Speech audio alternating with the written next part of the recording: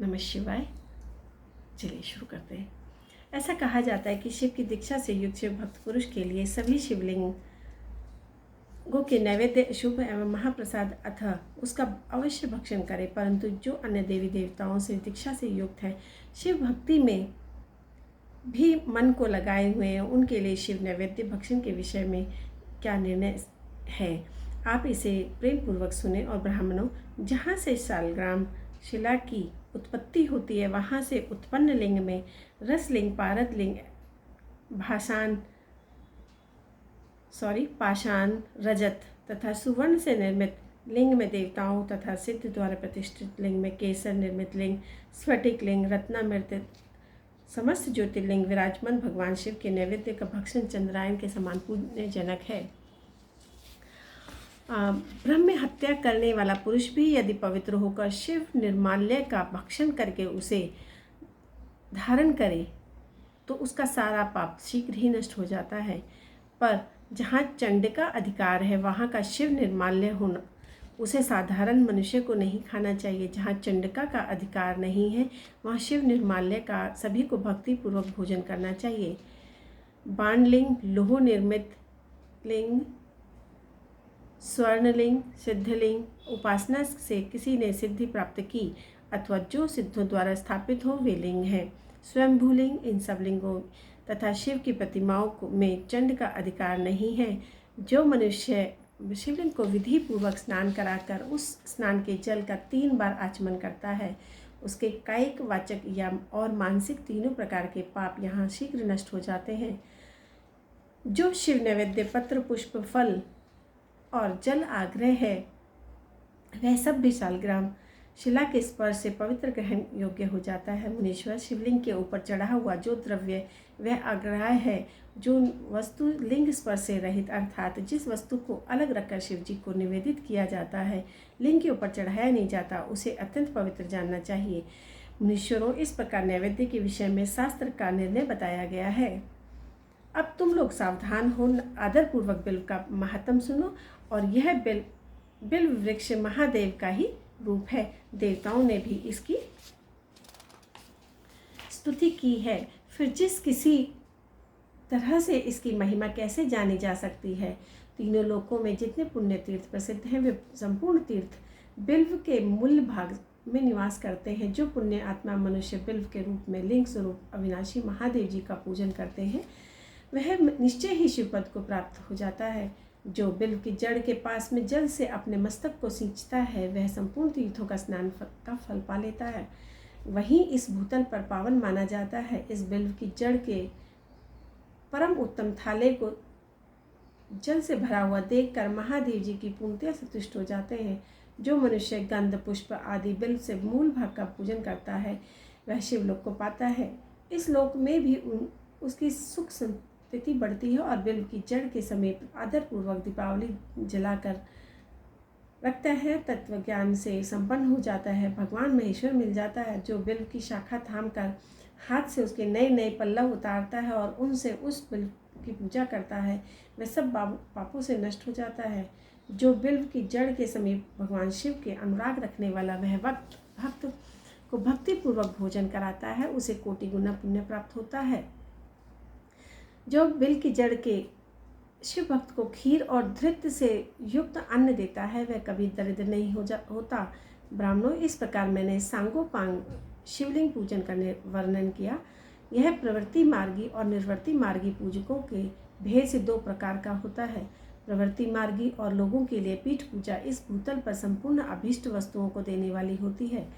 प्रवृत्त पुरुष सुपात्र गुरु आदि के द्वारा ही सारी पूजा संपन्न करें और अभिषेक के अंत में अघनी से चावल से बना हुआ नैवेद्य निवेदन करें। पूजा के अंत में शिवलिंग को शुद्ध संपुट में विराजमान करके घर के भीतर कहीं अलग रख दें और निवृत्ति मार्गी उपासकों के लिए हाथ पर शिव पूजन का विधान है। उन्हें भिक्षा आदि से प्राप्त हुए अपने भोजन को नैवेद्य रूप में निवेदित कर देना चाहिए। निवृत्त पुरुषों के लिए सूक्ष्म लिंग ही श्रेष्ठ बताया गया है। विभूति से पूजन करें और विभूति ही नैवेद्य रूप से निवेदित भी पूजा करें। पूजा करके उस लिंग को सदा सदा के लिए अपने मस्तक पर धारण करें। शिव नाम जप और भस्म धारण की महिमा त्रिपुंड्र के देवता और स्थान आदि का प्रतिपादन। तो चलिए सुनते हैं। ऋषि बोले, महाभाग व्यास शिष्य सूत जी, आपको नमस्कार है। अब आप उस परम उत्तम भस्म महात्म्य का वर्णन कीजिए। भस्म महात्म्य, रुद्राक्ष महात्म्य तथा उत्तम नाम महात्म्य, इन तीनों का परम प्रसन्नता पूर्वक प्रतिपादन कीजिए और हमारे हृदय को आनंद दीजिए। सूत जी ने कहा, महर्षियों, आपने बहुत उत्तम बात पूछी है। यह समस्त लोगों के लिए हितकारक विषय है। जो लोग भगवान शिव की उपासना करते हैं वे धन्य हैं और कृतार्थ हैं। उनका देह धारण सफल तथा समस्त कुल का उद्धार हो गया है। जिनके मुख में भगवान शिव का नाम है और अपने मुख से सदाशिव तथा शिव की इत्यादि नामों का उच्चारण करते रहते हैं। जैसे खदिर वृक्ष की अंगार को छूने का साहस कोई भी प्राणी नहीं कर सकते। हे श्री शिव, आपको नमस्कार है। ऐसी बात जब मुंह से निकलती है तब वह मुख समस्त पापों का विनाश करने वाला है, पावन तीर्थ बन जाता है। जो मनुष्य प्रसन्नता पूर्वक उस मुख का दर्शन करता है उसे निश्चय ही तीर्थ से वन जनित फल प्राप्त होता है। ब्राह्मणों, शिव का नाम विभूति यानी कि भस्म और रुद्राक्ष तथा ये तीनों त्रिवेणी के समान परम पुण्य में माने गए हैं। जहाँ ये तीनों शुभतर वस्तुएं सर्वदा रहती हैं, उसके दर्शन मात्र से ही मनुष्य त्रिवेणी स्नान का फल पा लेता है। भगवान शिव का नाम गंगा है, विभूति यमुना मानी गई और तथा रुद्राक्ष को सरस्वती कहा गया है।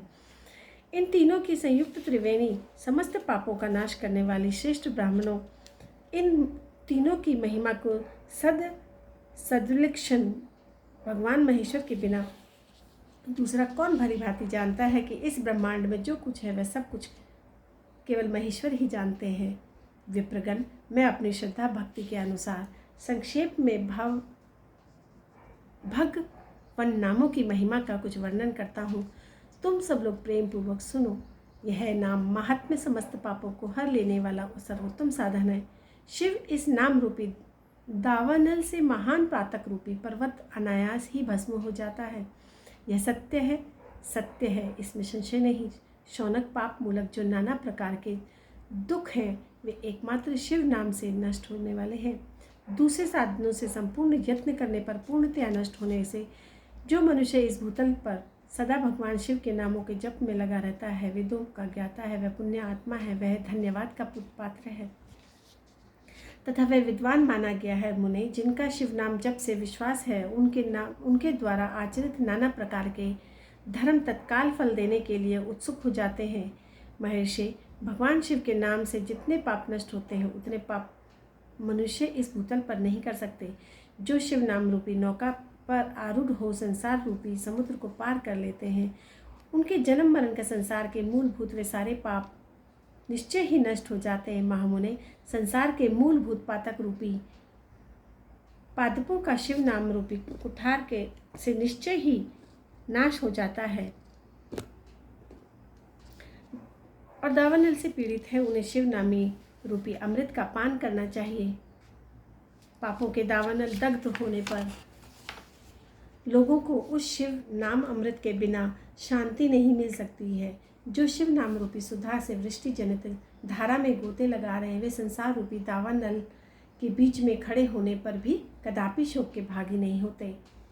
जिन महात्माओं के मन में शिव नाम के प्रति बड़ी भारी भक्ति है, ऐसे लोगों के सहसा और सर्वथा मुक्ति होती है। मुनीश्वर, जिसने अनेक जन्मों तक तपस्या की है, उसी की शिव नाम के प्रति भक्ति होती है, जो समस्त पापों का नाश करने वाली है। जिसके मन में भगवान शिव के नाम के प्रति कभी खंडित ना होने वाली असाधारण भक्ति प्रकट हुई, उसी के लिए मोक्ष सुलभ है। यह मेरा मत है। जो अनेक पाप करके भी भगवान शिव के नाम जब आदरपूर्वक लग गया है, वह समस्त पापों से मुक्त ही हो ही जाता है, इसमें संशय नहीं। जैसे वन में दावानल से दग्ध हुए वृक्ष भस्म हो जाते हैं, उसी प्रकार शिव नाम रूपी दावानल से दग्ध होकर समय समय तक सारे पाप भस्म हो जाते हैं। शौनक, जिसके लिए अंग नित्य भस्म लगाने से पवित्र हो गए हैं तथा शिव नाम जप का आदर करने लगा है, वह घोर संसार सागर को भी पार कर ही लेता है। संपूर्ण वेदों का अवलोकन करके पूर्ववर्ती महर्षियों ने यही निश्चित किया कि भगवान शिव के नाम का जप संसार सागर को पार करने के लिए सर्वोत्तम उपाय है मुनिवरों। अधिक कहने से क्या लाभ। मैं शिव नाम के सर्व पापहारी महात्म्य का एक ही श्लोक वर्णन करता हूँ। भगवान शंकर के एक नाम में भी पाप हरण की जितनी शक्ति है उतना पातक मनुष्य कभी कर ही नहीं सकता। मुने, पूर्व काल में महापापी राजा इंद्रद्युम्न ने शिव नाम के प्रभाव से उत्तम सद्गति प्राप्त की थी। इसी तरह कोई ब्रह्माणी युवती भी जो बहुत पाप कर चुकी थी, शिव नाम के प्रभाव से उत्तम गति को प्राप्त हुई। द्विजवरों, इस प्रकार मैंने तुमसे भगवान नाम के उत्तम महात्मा का वर्णन किया। महात्म का अब तुम भस्म का महत्व सुनो, जो समस्त पावन वस्तुओं को भी पावन करने वाला है। महर्षियों, भस्म संपूर्ण मंगलों को देने वाला तथा उत्तम और तथा 2 भेद बताए गए हैं। उन भेदों का मैं वर्णन करता हूँ, सावधान होकर सुनो। एक को महाभस्म जानना चाहिए, दूसरे को स्वल्प भस्म। महाभस्म के भी अनेक भेद हैं। वह 3 प्रकार कहा गया है, श्रोत, स्मार्त एंड लौकिक। स्वल्प भस्म के भी बहुत से भेदों का वर्णन किया गया है। श्रोत स्मार्त भस्म को केवल द्विजों के भी ही उपयोग में अनेकों की योग्य कहा गया है। तीसरा जो लौकिक भस्म है वह अन्य लोगों के भी उपयोग में आ सकता है। श्रेष्ठ महर्षियों ने यह बताया कि द्विजों को वैदिक मंत्रों के उच्चारण से भस्म धारण करना चाहिए। दूसरे लोगों के लिए बिना मंत्र ही केवल धारण करने वाला विधान है। जले हुए गोबर से प्रकट होने वाला भस्म आग्नेय कहलाता है। महामुने, वह त्रिपुंड का द्रव्य है, ऐसा कहा गया है। अग्निहोत्र से उत्पन्न हुआ भस्म का भी मनीषी पुरुषों के संग्रह करना चाहिए। अन्य यज्ञ से प्रकट हुआ भस्म भी त्रिपुंड धारण करके काम आ सकता है।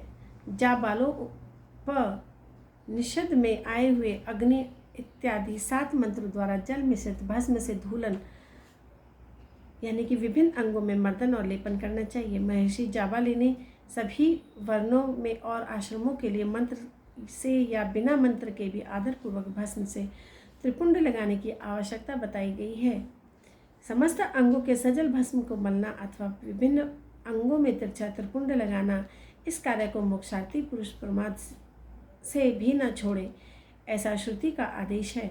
भगवान शिव और विष्णु ने त्रिया का त्रिपुंड धारण किया और देवियों सहित भगवती उमा और लक्ष्मी देवी ने वाणी द्वारा इसकी प्रशंसा की है। ब्राह्मणों, क्षत्रियों, वैश्यों, शूद्रों और वर्ण संस्कारों तथा जाति भ्रष्ट पुरुषों ने भी उद्धूलन एवं त्रिपुंड के रूप में भस्म धारण किया है। इसके पश्चात धर्म भस्म धारण और त्रिपुंड की महिमा एवं विधि बताकर सूत जी ने फिर कहा, महर्षियों, इस प्रकार मैंने संक्षेप से त्रिपुंड महात्म्य बताया है। ये समस्त प्राणियों के लिए गोपनीय रहस्य है, अतः तुम्हें भी इसे गुप्त ही रखना चाहिए। मुनिवरों, ललाट आदि सभी निर्दिष्ट स्थानों में जो भस्म से 3 तिरछी रेखाएं बताई गई हैं, उन्हीं को विद्वानों ने त्रिपुंड कहा गया है। बाहों के मध्य भाग से लेकर जहाँ तक बाहों का अंत, उतना ही बड़ा त्रिपुंड ललाट में धारण करना चाहिए। मध्यमा और अनामिका अंगुली से 2 रेखाएं और बीच में अंगुष्ठ और प्रतिलोम अभाव की गई रेखा त्रिपुंड कहलाती है। अथवा बीच को 3 उंगलियों में से भस्म लेकर यत्नपूर्वक भक्तिभाव से ललाट और त्रिपुंड धारण करें। त्रिपुंड अत्यंत उत्तम तथा भोग और मोक्ष को देने वाला है। त्रिपुंड की 3 रेखाओं में प्रत्येक 9 देवता हैं जो सभी अंगों में स्थित हैं। उनका परिचय देता हूँ, सावधान होकर सुनो। मुनिवरों, प्रणव का प्रथम अक्षर आकार, गोह, प्रत्यय, अग्नि, पृथ्वी, धर्म, रजोगुण, हृदय, क्रिया शक्ति, प्रातः, सवन तथा महादेव, ये त्रिपुंड की प्रथम रेखा की 9 देवताओं और यह बात शिव दीक्षा परायण पुरुषों को अच्छी तरह समझ लेनी चाहिए। प्रणव का दूसरा अक्षर आकार, उकार, दक्षिणाग्नि, आकाश, सत्वगुण, यजुर्वेद, मध्यान्ह, सवन और इच्छा शक्ति, अंतरात्मा तथा महेश्वर, ये दूसरी रेखा के 9 देवता हैं। प्रणव का तीसरा अक्षर मकार, आह्वानी, अग्नि, परमात्मा, तमोगुण, ज्ञान शक्ति, सामवेद और तृतीय सवन तथा शिव तीसरी रेखा के 9 देवता हैं। इस प्रकार स्थान देवताओं के उत्तम भक्ति भाव से नित्य नमस्कार करके स्नान आदि से शुद्ध हुआ पुरुष त्रिपुंड धारण करे तो भोग और मोक्ष को भी प्राप्त कर लेता है। सब उनके संबंधी स्थान बताता हूँ। अब हाँ, भक्तिपूर्वक सुनो। 32, 16, 8 और 5 स्थानों में त्रिपुंड का न्यास करें। मस्तक, ललाट, दोनों कान, दोनों क्षेत्र, दोनों नेत्र, दोनों नासिका, मुख, कंठ, दोनों हाथों आदि कोहनी और दोनों कलाई, हृदय, दोनों पार्श्व भाग, नाभि, दोनों अंडकोश, दोनों उरु, दोनों गुल्फ, दोनों घुटने, दोनों पिंडली और दोनों पैर। ये 32 उत्तम स्थान हैं। अग्नि, जल, पृथ्वी, 10 द्विक प्रदेश, 10 दिक्पाल और 8 वसु का निवास है। धर, ध्रुव, सोम, आप, अनिल, अनल, प्रत्युष और प्रभास, ये 8 वसु कहे गए हैं। इन सब का नाम मात्र लेकर इनके स्थानों में विद्वान पुरुष त्रिपुंड धारण करें। और त्रिपुंड जो हम ऐसे करके और ऐसे चंदन का जो लेके यहाँ मस्तक पे लगाते हैं, उसको त्रिपुंड कहते हैं। 16 स्थान में ही त्रिपुंड धारण करें। मस्तक, ललाट, कंठ, दोनों कंधों, भुजाओं, कोहनियों और कलाइयों, हृदय, नाभि और दोनों पसली तथा पृष्ठभाग त्रिपुंड लगाकर वहाँ दोनों अश्विनी कुमारों को शिव शक्ति, रुद्र, ईश तथा नारद का और वामा आदि 9 शक्तियों का पूजन करें। ये सब मिलकर 16 देवता हैं। अश्विनी कुमार दो कहे गए हैं, नासत्य और दस्त्र अथवा मस्तक, केश, दोनों कान, मुख, दोनों भुजा, हृदय, नाभि आदि, दोनों जानु, दोनों पैर और पृष्ठभाग। इन 16 स्थानों में 16 त्रिपुंड का न्यास करें। मस्तक में शिव, केश में चंद्रमा, दोनों कानों में रुद्र और ब्रह्मा और मुख में विघ्नराज गणेश, दोनों भुजाओं में विष्णु और लक्ष्मी, हृदय में शंभु, नाभि में प्रजापति और दोनों उरुओं में नाग और नाग कन्याएं, दोनों घुटनों में ऋषि कन्याएं और दोनों पैरों में समुद्र तथा विशाल पृष्ठभाग में संपूर्ण तीर्थ देवता के विराजमान है। इस प्रकार 16 स्थानों का परिचय दिया गया है। बहुत ही सुंदर तरीके से हमें हर चीज़ बताई जा रही है कि शिव जी के जो भी क्या क्या उनके जो पूजा करने का तरीका, और ये त्रिशूल कहाँ से लगा, गंगा जो हमने गंगा, जमुना, सरस्वती कहाँ से कैसे और कहाँ वो शिव में विराजमान होती हैं। तो इन सब के ज्ञान के लिए मैं बहुत बहुत धन्यवाद प्रभु। थैंक यू सो मच कि इतना सारा ज्ञान हमें मिल रहा है। धन्यवाद।